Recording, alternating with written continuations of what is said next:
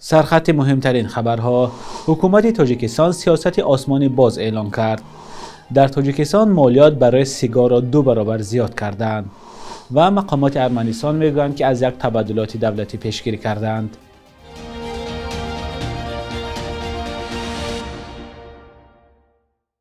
درود بینندگان عزیز، مهمترین خبرهای تاجیکستان و جهان را از استودیوی دوشنبگی رادیوی آزادی تقدیمتان میکنیم. امروز 26 ایون سال 2025 است.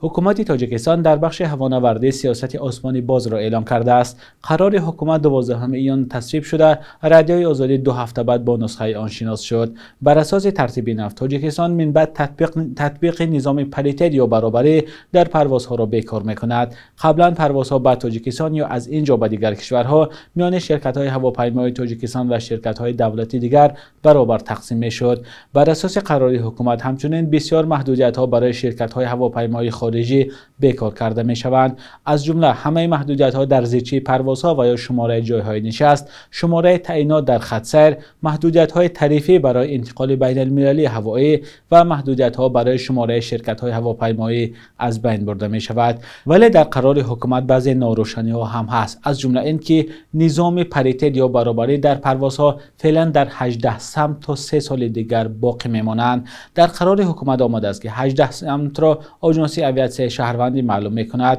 مقامات گفتند که محدودیت ها در 18 سمت بعد 3 سال پر از بین میروند. آسمانی باز یک تجربه بین المللی است که نظارت دولت را بر تعیین خط سیرها، نرخ بلیط پرواز و بسیار محدودیت ها از بین میبرد. مسئله جاری کردن نظام آسمانی باز در تاجیکستان هنوز سال 2018 در یک جلسه شورای مشورتی بهتر کردن فضای سرمایه‌گذاری با حضور رئیس جمهور ایوان رحمان صدا داده بود. آن زمان پرزیدنت به آژانس هوانوردی سفارش داده بود که برای عملی کردن این سیاست و بیشتر کردن خط سیرهای هوایی چاره‌های ضروری اندیشد. برخی کارشناسان قبلا به رادیوی آزادی گفته بودند انحصار طلبان یا مونوپولیستان بازار هوایی در کشور اجازه پر عملی شدن نظام آسمانی باز را شاید ندهند. در تاجیکستان معیار اندازه اکسیز برای محصولات از تماکو استحصال شونده از جمله سیگار 2 برابر زیاد کرده شد. قرار حکومت آخر ماه می تصویب شده، رادیوی آزادی 26 ایون با نسخه آن شناس شد. بر اساس ترتیب نو، من بعد از 1000 دانه سیگار یا محصولات عوض کننده آن 17 یورو یا 195 سوم اندازه اکسیز ستانده می شود. تا این وقت اکسیز برای این نمود محصولات تماکو 8.5 یورو بود. این چنین من بعد از 1000 دانه سیگارت 19 یورو اندازه اکسیز گرفته می شود. قبلا حجم این نوع مالیات برای سیگارت 9.8 یورو بود. حکومت تاجیکستان بار اخیر سال 2018 معیار اندازه اکسیز را برای سیگار و سیگارت را بالا برده بود. اکسیز مالیات یا اندازه است که اساساً برای محصولاتی برای سلامت زیان آور پیش بینی شده است. تا به حال در تاجیکستان برای مشروبات، تماکو و ارتباط موبیل اندازه اکسیز مقرر شده است. حکومت اخیراً برای نوشابه‌های نیرودهنده هم اندازه اکسیز جاری کرد. پلیس ولایت ختلان یک مرد 78 ساله را با اتهام حرکت‌های بداخلاقانه نسبت نویره 5 سالش بازداشت کرده است. این مرد بعد نشر یک نوار در شبکه‌های اجتماعی دستگیر شد. در گزارش مقامات آمده است که این مرد ساکن دهه توتای ناحیه مومن آباد بود و نسبت نویرش دختری خردسال که در حالت عاجزی بود حرکت‌های بداخلاقانه کرده است. نظر این مرد و نزدیکانش به اتهام معلوم نیست. در نواری که معلوم نیست کی ثبت شده است، مرد دیده می شود که نسبت دختری خردسال عمل‌های بداخلاقانه انجام می‌دهد. مقامات میگویند که این مرد حبس شده، علیهش بر اساس ماده 139 کدکس جنایی پرونده شدند. این بند قانون از 5 تا 7 سال زندان را پیش بینی می‌کند. بینندگان عزیز، با دلایل اخلاقی ما نوار این مرد و یا عکس او را پخش کردن نمی‌توانیم. در شهر دوشنبه نمایشگاه عکس‌های گرفته زاوردخته فیلمبردار شناخته تاجیک معرفی شد. خانواده این عکس برداری شناخته گفتند 200 عکس گرفته زاوردخته را به نمایش گذاشتند. همکارم شهلای عبدالله نیز مهمان این نمایشگاه بود و این گزارش را آماده کرد. لحظه نواربرداری زاوردخته عکاس و فیلمبرداری شناخته. در اینجا او را برای ثبت فیلم واخوری در مسجد کهنه در پای چرخ بال می‌بندند. در این نمایشگاه عکس خود مؤلف و 200 عکس‌های برداشته او از گوشه‌های گوناگون تاجیکستان و بیرون از آن به نمایش گذاشته شدند. این نمایشگاه را زاور هنوز در زندگیش بسیار می‌خواست که برگزار کنیم. میگفت که یک نمایشگاه دیگر باشد. عکس‌ها را جمع کرده جدا هم می‌کرد. اینها آماده بودند. از سببی که بر وقت ما را ترک کرد و نتوانست این آرزویش را عملی کند، ما نزدیکان خواستیم که این آرزویش را خودمان در عمل تطبیق کنیم. چایخانه آوازدار راحت، نیروگاه برقیابی نورک، دوشنبه قدیمی و پایتخت نوی تاجیکستان. منظره‌هایی که عکس برداری شدند، مهمان‌های نمایش را مؤثر کرد. از همه بیشتر برایم منظره‌های کوهستان پسند آمد، زیرا من خود زاده آن جای‌ها هستم. خیالم این عکس‌ها با یک مهر مخصوص عکس برداری شدند. چیزی که باز پسندم آمد دیدن عکس‌های دوشنبه قدیم است که هرچند حالا تغییر یافته است اما در خاطره‌های ما مانده است.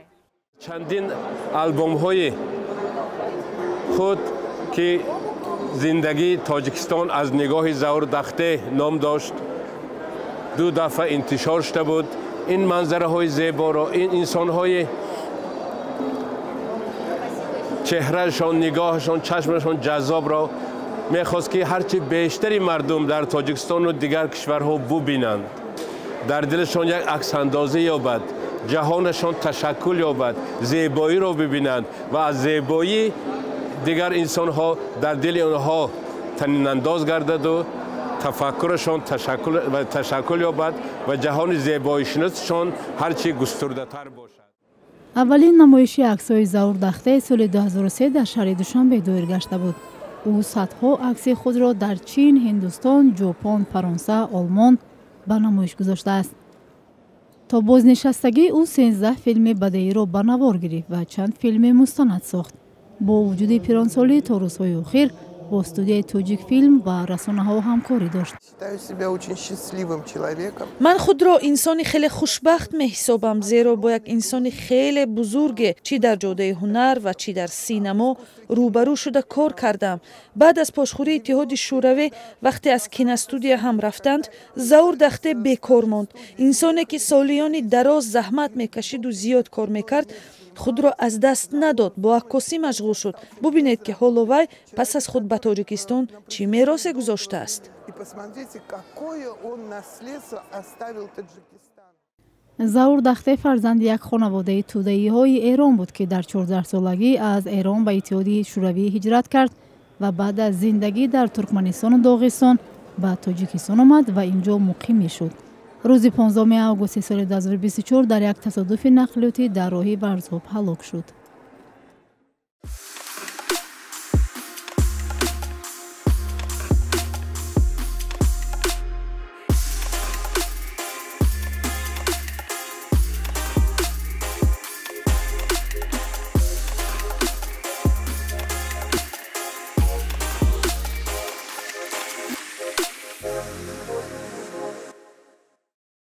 مقامات قدرتی ارمنستان 14 نفر را با اتهام تلاش برای زورن گرفتن حاکمیت بازداشت کردند. در میان آنها یک روحانی منتقد حکومت نیز هست. نیکول پاشینیان نخست وزیر ارمنستان گفت که مقامات قدرتی از یک تبادلات پیشگیری کردند. پاشینیان دایره‌های جنایتی و روحانیان را در این کار متهم کرد. مخالفان حکومت این بازداشت‌ها را تعقیب‌های سیاسی گفتند. از صبح بر وقت 25 ایان پلیس در منزل اعضایان جنبش مبارزه مقدس کوفتکوب انجام داد. رهبر این جنبش اسقف یا روحانی شناخته باگرات گالتاسیان به کمیته تفتیشات برده شده است.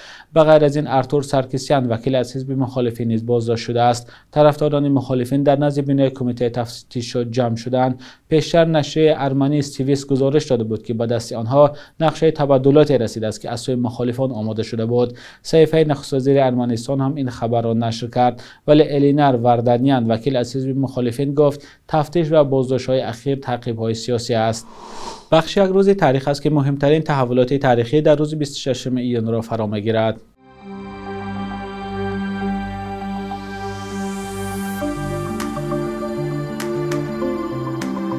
با یک تشبس سازمان ملل متحد از سال 1987 هر سنه 26 ایون چون روز پشتیبانی نزدیکان قربانیان شکنجه برپا می شود.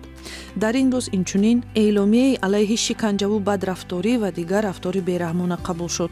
شکنجه در قانون‌های بسیار کشورها از جمله تاجیکستان جنایت دانسته می شود، ولی با این وجود هر سال حامیان حقوق از حادثه‌های رفتاری غیر انسانی با بازداشت شده‌ها و زندانی‌ها خبر می‌دهند که گاه‌ها با مرگ آنها می‌انجامد و شکنجه کننده ها به جزا میمانند. 26 ایون سال 2020 پارلمان تاجیکستان کار یک جایی خویشاوندان نزدیک را در بانک‌های تاجیکستان منع کرد.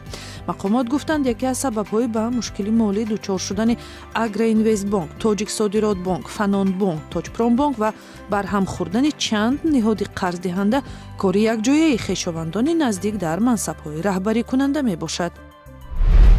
26 ایون سال 2010 در سن 84 سالگی هنرپیشه مردمی تاجیکستان و سراینده ترانه‌های کلاسیکی تاجیک نماینده جمعیت یهودیان بخارا شایسته مولاجانووا درگذشت. تا زمانی به نیویورک کوچیدنش در تئاتر اکادمی اپرا و بالت به نام عینی هنرنمایی کرده است. هنرشناسان آواز شایسته مولاجانووا سوپرانوی لیریکی را یکی از نوع‌های نادر ارزیابی کردند. ترانه ایدی ظفر که او سال 1947 در روزهای فرهنگی تاجیکستان در مسکو سرایت از آن وقت با نام او پیوندی ماندگار یافت. شبانه روز اخیر قرب روبل روسی و هم دلار آمریکایی در برابر اسعار ملی سامانه بی تغییر بود. صبح امروز در بانک تجارتی تاجیکستان 1000 روبل روسی به 125 سامانه برابر از 100 دلار آمریکایی باشد تا 988 سامانه ارزش دارد. قرب رسمی بانک ملی تاجیکستان برای 26 ایون چنین تعیین شده است.